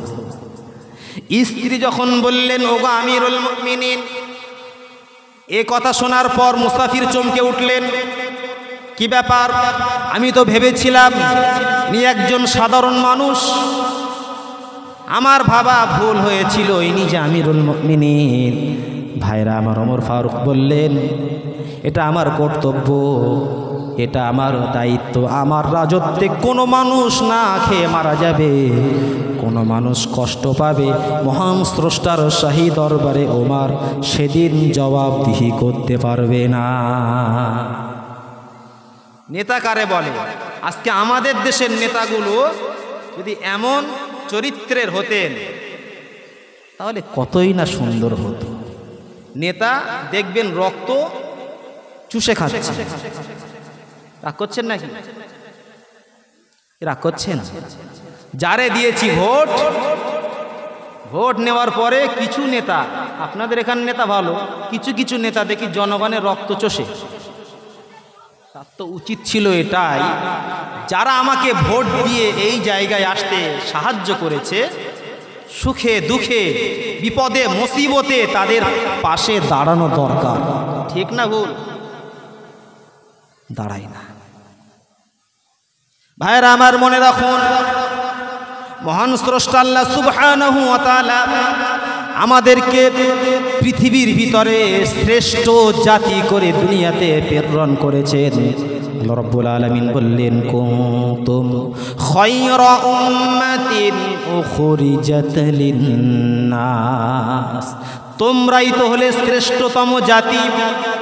তা'মুরুনা বিল মা'রুফি ওয়া তানহাউনা আনিল মুনকার, তোমরা একে অপরকে সৎ কাজের আদেশ করবে আর একে অপরকে অসৎ অন্যায় কাজ থেকে বিরত রাখার চেষ্টা করবে। দুঃখের বিষয়, বর্তমান যুগ ও সন্ধিক্ষণে একজন মানুষ অন্যায় কাজ দেখে কিন্তু অন্যায় কাজের প্রতিবাদ করে না, ভালো কাজের আদেশ করে না। এই কাজটা কেবল আলেমেরা করে। নামাজ পড়ুন, রোজা করুন, হজ যাকাত সব কিছু আদেশ নিষেধ মেনে চলুন। আর একজন মানুষ শুধুমাত্র ইমানদার হয়ে তসবিহ টিপে সোজা জান্নাতে পৌঁছে যায়, এহনো হুকুম পালন করার তার বুঝি কোনো প্রয়োজন নাই। আল্লাহ বললেন, তোমরা সৎ কাজের আদেশ করো আর অসৎ কাজের নিষেধ করো। এ দায়িত্ব তো সবার। ভালো জিনিস দেখলে মানুষকে করতে বলুন, খারাপ জিনিস হলে মানুষকে নিষেধ করুন। হয়তো আমি আপনি ভেবেছি মানুষকে বলার দরকার নাই, আমি তসবিহ টিপে সেজদা দিয়ে হজ করে সোজা জান্নাতে পৌঁছে যাব, কোনো অসুবিধা নাই। এমন মানুষ আছে না নেই? আছে না নেই? ভাই, আপনাদের কি কষ্ট হচ্ছে? কষ্ট হচ্ছে কার কার? হাত উঁচু করুন। আমি কষ্ট দিতে আসিনি, কষ্ট হলে ছেড়ে দেওয়া হবে। দরুদ শরীফ পড়ুন। আল্লাহুম্মা সাল্লি আলা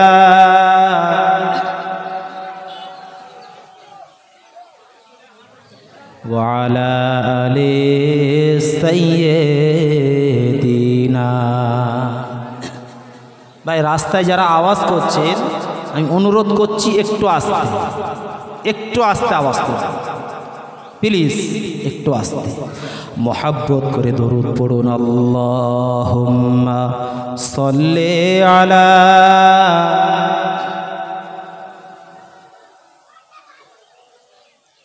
ওয়া আলা আলি সাইয়্যিদিনা। জন্ম আমার নবীর যুগে হলে কেমন হতো, দুনয়নে রাসূল পাক দেখলে কেমন হতো।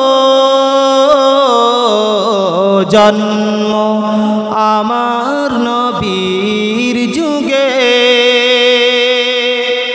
হলে কেমন হতো,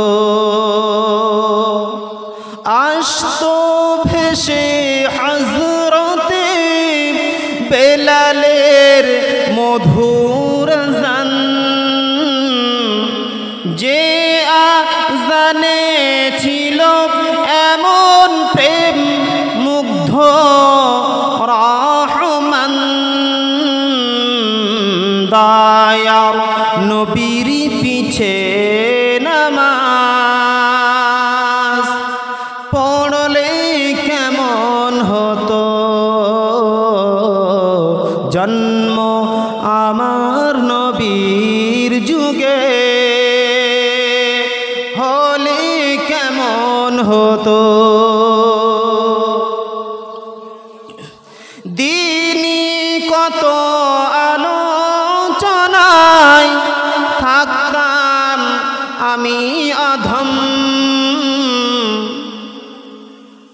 সামনে রাসূল পাক হতেন পাশে সাহাবাগণ, আবু বকর উমর উসমান আলীর সঙ্গী কেমন হতো। আবু বকর উমর উসমান আলীর সঙ্গী কেমন হতো। জন্ম আমার নবীর যুগে হলে কেমন হতো। কেমন ছিল চেহারা নবীজির, দেখেছেন সব সাহাবী। ভাই, নবীর চেহারা কতই না সুন্দর, যে দেখেছে সে জানে। আমার রসুলের চেহারা কেউ যদি স্বপ্নে হলেও একটাবার দেখে, তার জন্য জাহান্নামের আগুন কি হারাম। কারণ শয়তানের আল্লাহ অনেক পাওয়ার দিয়েছে, কিন্তু আমার রসুলের আকার আকৃতি ধারণ করতে পারবে না, সে হিম্মত নেই। জোরে বলুন সুবহানাল্লাহ। কি মানুষ আল্লাহ তার হাবিবকে বানিয়েছিলেন। শয়তান শত চেষ্টা করেও রসুলের আকৃতি ধারণ করতে পারে না। তাই তো রসুল বলেছেন যে আমাকে দেখলো সে সত্যই দেখলো। জোরে বলুন সুবহানাল্লাহ। আর রসুলের দেখা যার পক্ষে নসিব হলো, তার জীবনটা ধন্য হয়ে গেছে। জোরে বলুন সুবহানাল্লাহ। তাই কবি বলছেন, কেমন ছিল চেহারা নবীজির, দেখেছেন সব সাহাবী। খেলছে নাতি হাসান ও হুসাইন, সাথে দয়াল নবী। নবীর পাক জবানে ডাকছে হাসান, শুনলে কেমন হতো। নবীর কাঁধ মোবারকে নাতি হুসাইন, দেখলে কেমন হতো। জন্ম আমার নবীর যুগে হলে কেমন হতো। দুনয়নে রাসূল পাক দেখলে কেমন হতো। জন্ম আমার নবীর যুগে হলে কেমন হতো। জন্ম আমার নবীর যুগে হলে কেমন হতো। আল্লাহুম্মা সাল্লি আলা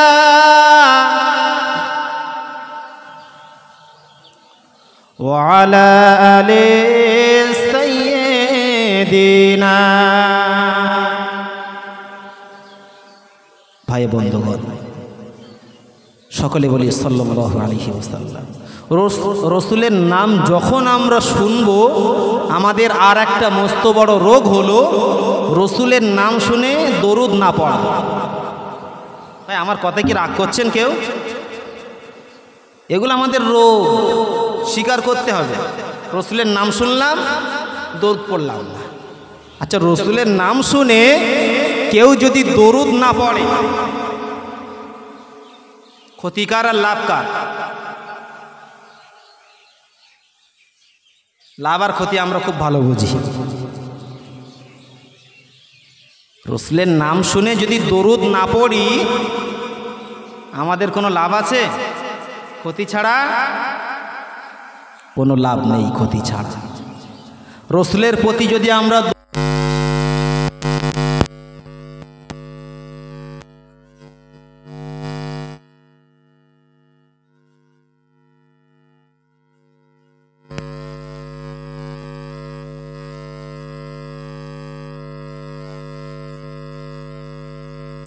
গোটা বিশ্বের মানুষ যদি রসুলের প্রতি দরুদ না পড়ে, যে স্রষ্টা তার হাবিবকে এত নিয়ামত এত সম্মান দিয়েছেন, সেই সম্মান থেকে রসুলের কোনোই ক্ষতি হবে না।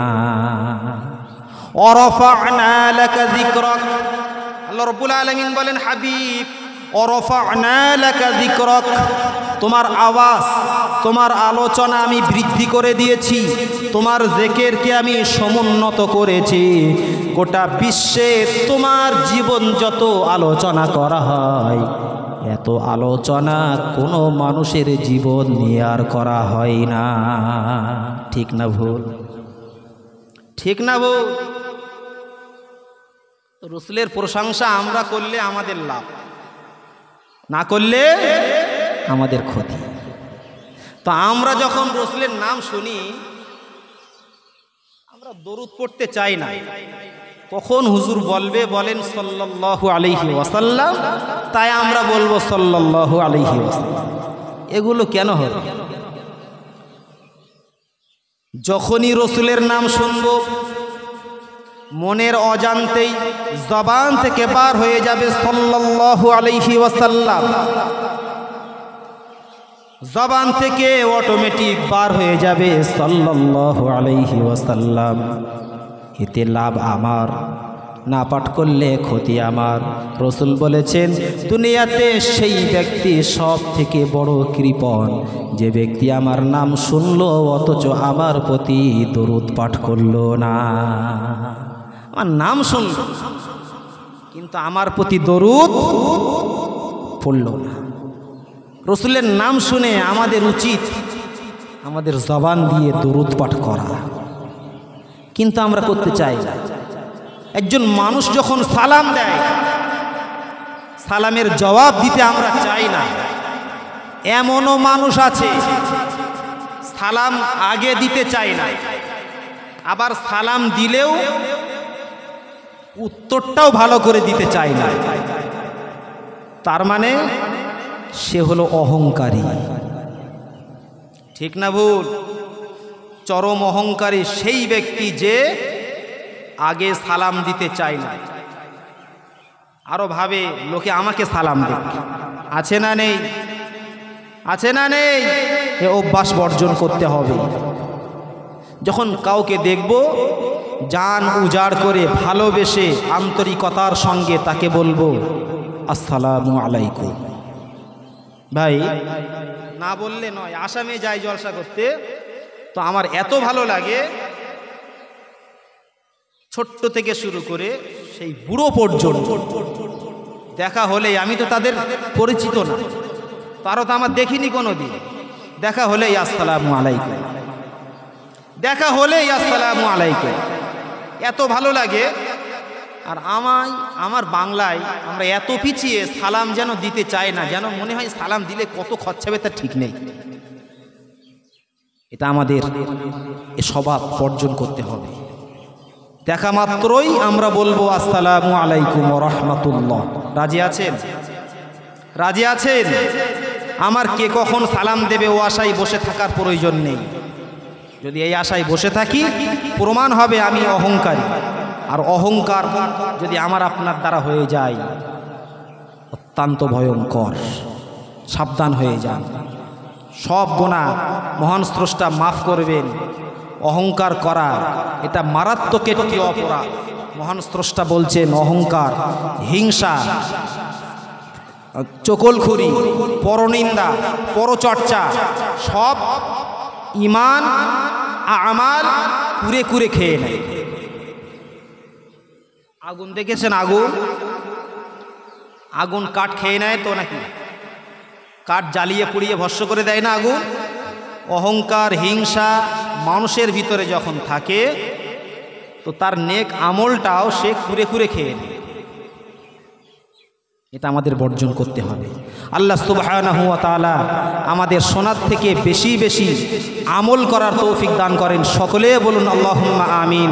সারা জীবনও শুনবেন, কোনো ফায়দা হবে না যদি আমল না করে।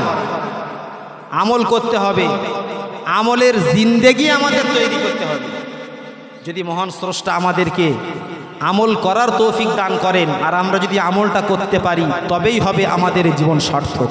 আসুন বিশ্বনবীর শানে একটু ছোট্ট করে সালাতু সালাম পাঠ করি। ইয়া নবী সালাম।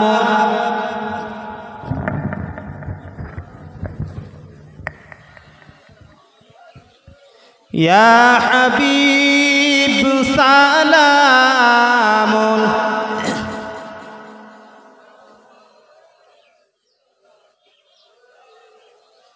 ও নবী প্রাণের পিয়ারা দেখিতে পাবো কি মোরা না পেয়ে তব দর্শন কলিজা হয় পারা পারা ইয়া নবী সালামুন ইয়া রাসূল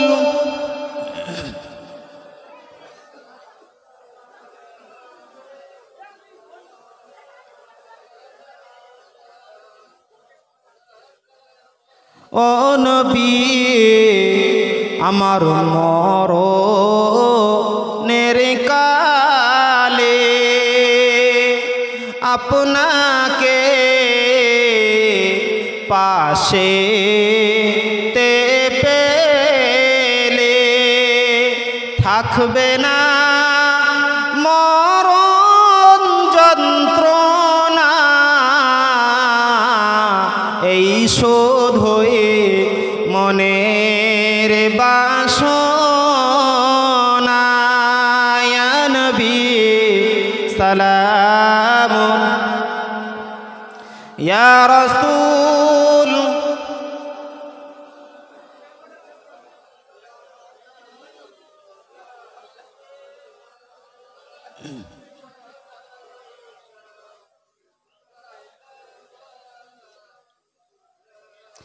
আজানে শুনি আপনার নাম কালিমায় পড়ি আপনার নাম নামাজে আপনাকে সালাম আপনি যে নূরে মুজাসসাম ইয়া নবী সালামুন ইয়া রাসূল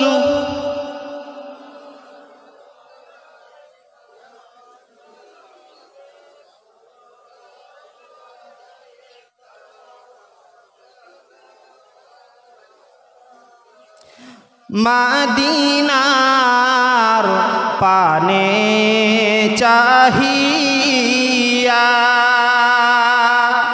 কাদি যে নাত গাহিয়া খুলে দাও পর্দা উঠাইয়া দেখিব নয়ন ভরিয়া ইয়া নবী সালামুন ইয়া রাসূল ইয়া হাবিব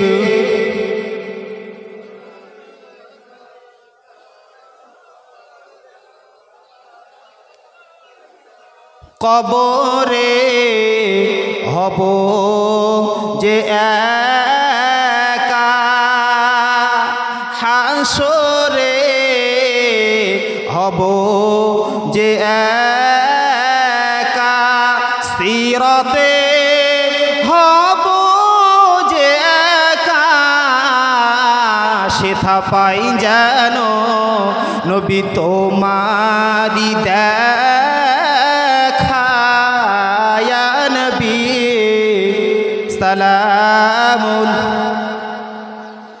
ইয়া রাসূল ইয়া হাবিব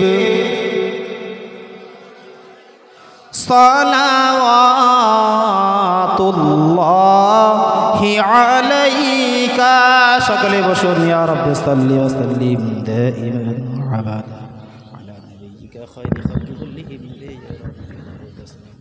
برغزيد نبي پر اپنے مدھم بلغ العلا بکماله كشف الدجى بجماله حسنت جميع خصاله صلوا عليه وآله لا إله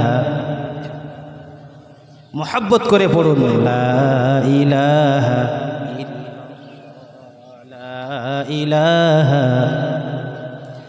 لا إله إلا الله محمد رسول الله لا إله إلا الله لا إله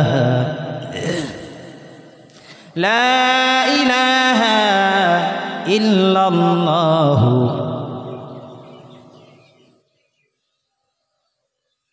সাল্লাল্লাহু আলাইহি ওয়াসাল্লাম। ভাই বন্ধু, তো যে কথা আগে বলেছি আবারও বলছি, বড় পলা আমরা দেখেছি আইসক্রিম বিক্রেতা, দেখেছি তো নাকি? ওকে বলবেন তো ভাই এখানে বসে একটু গল্প করি, ঘন্টার পর ঘন্টা ওকে বসিয়ে একটু গল্প করবেন তো, করতে চাইবে কেন বলুন তো? ওর পুঁজি কিন্তু গলে যাচ্ছে। ওর যে আসল অটোমেটিক ওটা কিন্তু গলছে, ক্ষয় হচ্ছে। বরফওয়ালাকে দেখে মূল্যবান জীবনটাকে একটু মূল্যায়ন করুন। ঠিক বরফের মতো, আইসক্রিমের মতো আমার আপনার জীবনটুকু মূল্যবান হায়াত টুকটুক টুকটুক করে হ্রাস পাচ্ছে এবং প্রতিটি মুহূর্তে আমরা মৃত্যুর দিকে এগিয়ে যাচ্ছি। হয়তো আপনি বুঝতে পারবেন না, হয়তো আপনি ভাবেন না যে আমি এখন মরবো না, আমি এখন অনেক বাঁচব, এমনও হতে পারে। আপনি ভাত খাচ্ছেন, ভাত মাখিয়েছেন, গালে তুলবেন, ওখানেই শেষ, আর উঠল না। হয় না, হয় না, কোনো গ্যারান্টি নেই। এ জীবন কার? এ জীবন কার? আল্লাহর দেওয়া নিয়ামত। তিনি যখন খুশি আবার নিয়ে নিতে পারে, কিন্তু কার কখন ছিনিয়ে নেবেন এটা কেবল সেই জানে। তার মানে এটাই আমাদের সবার প্রস্তুত থাকা দরকার। বুঝেছে কথা? কখন যে আমার তুলে নেবেন, কখন যে ডেকে নেবেন আমি তো জানি না। হয়তো ভাবছি এখন থাক, পরে দেখা যাবে, নামাজ কালাম একটু পরে হবে। ওই পরে ওই সময়টা আমি আর পাবো এই গ্যারান্টি তো আমার কাছে নেই। তাই সময়ের মূল্যবান সময়ের মূল্যায়ন করা বুদ্ধিমানের কাজ। হেলাই যারা সময় কাটাচ্ছেন জেনে রাখুন একদিন কাঁদতে হবে। যখন আপনি অসুস্থ হয়ে পড়বেন, বছরের পর বছর যখন অসুস্থ হয়ে যাবেন, মন চাইবে একটু সেজদা দেওয়ার মতো হিম্মত থাকবে না। যখন সেজদা দেওয়ার মতো হিম্মত ছিল তখন মহান স্রষ্টার আনুগত্য করেননি, তখন শয়তানের গোলামি করেছেন। জাহান্নামীরা যখন জাহান্নামে পৌঁছে যাবে, শয়তানকে লক্ষ্য করে বলবে, শয়তান তুই আজ আমাদেরকে বাঁচা। কেন? তোর কথা শুনে তো নামাজ ছেড়েছি, তোর কথা শুনে গান শুনেছি, তোর কথা শুনে ইচ্ছা মতো জীবন যাপন করেছি। আলেমেরা যত গলা ফাটিয়ে চিৎকার করুক না কেন, কোনো ভ্রুক্ষেপ আমার ছিল না। তুই যেটাই বলেছিস সেটাই শুনেছি, আজকে তুই বাঁচা। জাহান্নামীরা বলবে শয়তানকে। শয়তান সেদিন বলবে, কোরআন তার সাক্ষ্য, ইন্নাল্লাহা ওয়া'দাকুম ওয়া'দাল হক মহান আল্লাহ সুবহানাহু ওয়া তাআলা তোমাদের সঙ্গে যে ওয়াদা করেছিলেন সেটা ছিল সত্য ওয়াদা। জোরে বলুন সুবহানাল্লাহ। আল্লাহ সুবহানাহু ওয়া তাআলা বলেছিলেন নামাজ পড়ো, রোজা করো, হজ করো, যাকাত দাও, গান শুনো না, খারাপিতে যেও না, হারামি বাটপাড়িতে যেও না, সুদ ঘুষ খেও না, ব্যভিচারিতে লিপ্ত হইও না। বিনিময়ে মহান স্রষ্টা বলেছিলেন তার দয়ার জান্নাত দেবেন।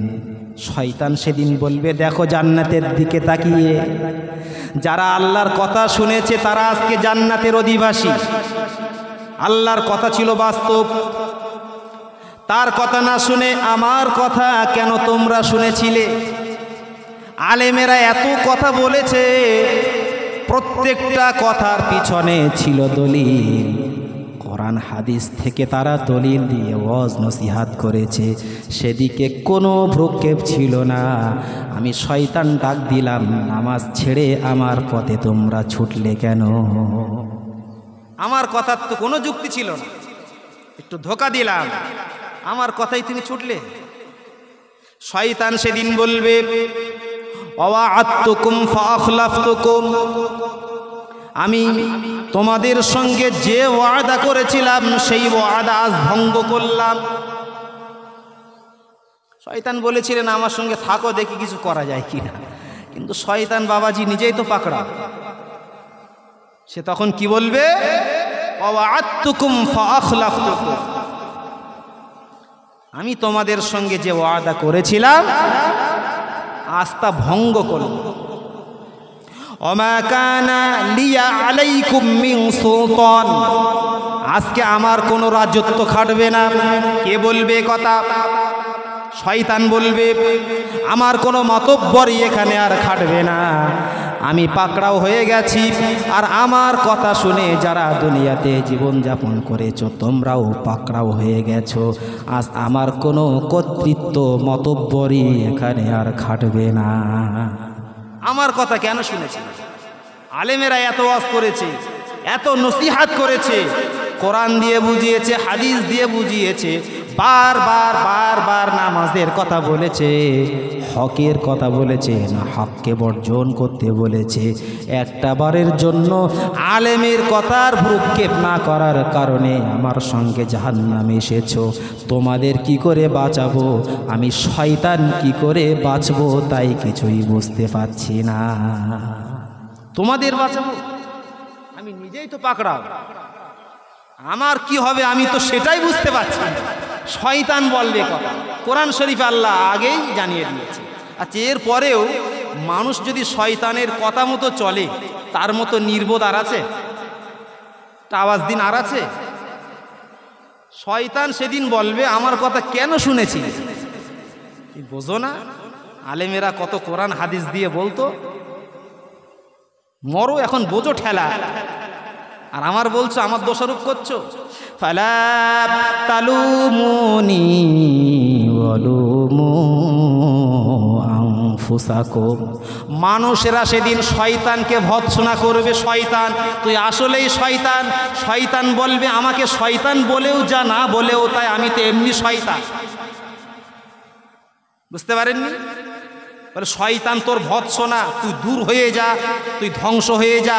মানুষ যখন শয়তানকে দোষারোপ করবে, শয়তান বলবে আমারে দোষারোপ করে বাবাজি কোনো লাভ আজ হবে না, বরং তুমি তোমার নফসের প্রতি দোষারোপ করো, আমাকে দোষ দিও না। আমার দোষ দাও? তোমার কি ঘাট ধরে মসজিদ থেকে বার করে এনেছিলাম নাকি? হ্যাঁ, কই যারা নামাজ পড়তে গিয়েছিল তাদেরকে তো আমি আটকাতে পারিনি। তুমি আমার কথা মতো চললে, এখন বোঝো ঠেলা, কি করবা ভাই? এর পরেও যদি কেউ শয়তানের কথা মতো চলে, তার মতো বোকা নির্বোধ আসমানের নিচে জমিনের উপরে আর আছে বলে আমার তো মনে হয়। ফিরে আসো, জীবনটার অনেক দাম, অনেক দাম। সমাজে, মুসলমান সমাজে আমরা একেবারে পাপে জর্জরিত, এমন কিছু নাই যে মুসলমান করে না। রাগ করছেন নাকি? ভুল বলছি আমি? এই গ্রামে মুসল্লিদের বাস কত ঘর? এই গ্রামে কত ঘর মানুষের বাস? এটা আওয়াজ দিন, কত ঘর মানুষের বাস? 150, 200, 250? মসজিদে জামাতে কতজন হয়? কতজন হয় বাবু? টেনে টুনে 10-12 জন। মানে ওরা মরবে, এরা কেউ মরবে না। অনেককে তো এমন বলতে শুনেছি, আমি নামাজ না পড়লেও আমার ইমান তাজা, আমি নামাজ না পড়লেও মানুষটা খুব খারাপ না, আমার ইমান সাচ্চা আছে। এমন মানুষ আছে না নেই? যে নামাজ পড়ে না সে আবার মানুষের মধ্যেই নাকি? রাগ করছেন নাকি? রাগ করলে বড্ড জোরে দাওয়াত করবেন না, বয়ে গেল। আমার খাওয়াই কে? খাওয়াই কে? আরে ওয়াজ করি বলে খায়, একদম ফালতু কথা। যে ওয়াজ করে না সেও খায়, হক কথা আমার বলতেই হবে। দাওয়াত করে আর না করে আমি তো পাকড়াও হয়ে যাই। তো এতগুলো মানুষের বসবাস, নামাজের বেলায় 10-12 জন। কেন? নামাজ আছে বলে মনে হয় সমাজে?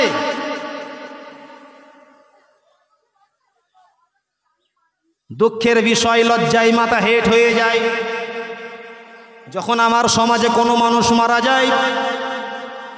প্রচুর মানুষ সেখানে চলে আসেন, খুবই ভালো কথা। তার ভিতর থেকে একটা খারাপ কথা আমার যেটা মনে হয়, সেটা আপনি অবশ্যই দেখতে পাবেন, যত পুরুষ মানুষ আসে তার থেকে বেশি মহিলা ছুটে আসে। ঠিক না ভুল? এত পরিমাণ মহিলা আসার দরকার আছে? তার মানে কি বলুন তো, 10 বাড়ির 10 বউ এক জায়গায় হবে, একটু গল্প হবে, সব চলতে পারে না। বন্ধুগণ আমার, মাইকে ঘোষণা দেওয়া হয়েছে জোহরের পর জানাজা হবে। এক শ্রেণীর মানুষকে দেখেছি মসজিদে ঢুকতে যায় না, মসজিদে ঢুকতে চায় না, নামাজ তারা আদায় করে না, ওই জোহরের পরে জানাজা পড়ার জন্য ওয়েট করে। আরে জানাজা পড়া হলো ফরজে কিফায়া, আর যে নামাজটা হচ্ছে মসজিদে ওটা হলো ফরজে আইন, ওটা সকলের জন্য ফরজ। জানাজা আমার জন্য ফরজ নয়। সমাজের 3 জন মানুষ যদি দোয়া করে দেয়, জানাজা মানে হলো দোয়া, ওটা জায়েজ হয়ে যাবে। জানাজা পড়তে এসেছে বটে, কিন্তু মসজিদে ঢোকে না। আছে না নেই? আছে। কারা এসব? কারা? বাইরে দাঁড়িয়ে থাকে, জিজ্ঞাসা করবেন তোরা কারা?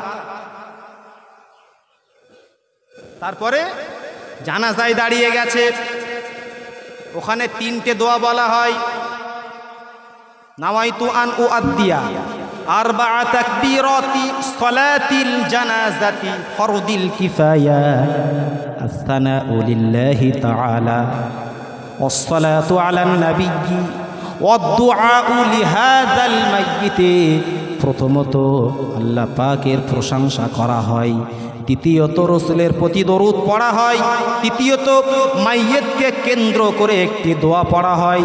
যত মানুষ জানাজার ময়দানে উপস্থিত হয়ে যায়, তার ম্যাক্সিমাম মানুষ দোয়া দরুদ কিছুই জানে না। ঠিক না ভুল? ভাই রাগ করছে? ধরে দেখবেন দিন, সানাটা বলো তো পারবে না, দরুদ শরীফটা বলো তো পারবে না, মাইয়িতকে কেন্দ্র করে যে দোয়া বলা হয় একটু বলো তো পারবে না। আচ্ছা, এই যে দোয়া জানাজা পড়তে আসলাম অথচ দোয়া পড়তে জানি না, শুধু আল্লাহু আকবার বলে নিয়ত বাঁধলাম, সালাম ফিরালাম, আল্লাহ, ধোকা দেওয়া হলো না? আমি দিতে আসলাম, কি দিলাম? তার তো ভালোবেসে আমি দোয়া পড়তে আসলাম, জানাজা পড়তে আসলাম, কি দোয়া করলাম? ওখানে তো দোয়া আছে, আল্লাহুম্মা গফির লিহাইয়িনা ওয়া মাইয়িতিনা ওয়া শাহিদিনা ওয়া গায়িবিনা ওয়া সাগীরিনা ওয়া কাবীরিনা, এটা দোয়া আছে না? আছে তো? নেই না? নেই? কোনটা আছে? দেখবেন ম্যাক্সিমাম মানুষ জানে না, জানার চেষ্টাও করে না। আল্লাহ সুবহানাহু ওয়া তাআলা আমাদের সকলকে বেশি বেশি জানা এবং মানার তৌফিক দান করেন। সকলে বলুন আল্লাহুম্মা আমিন। মুহাব্বতে দরুদ পড়ুন, আল্লাহুম্মা।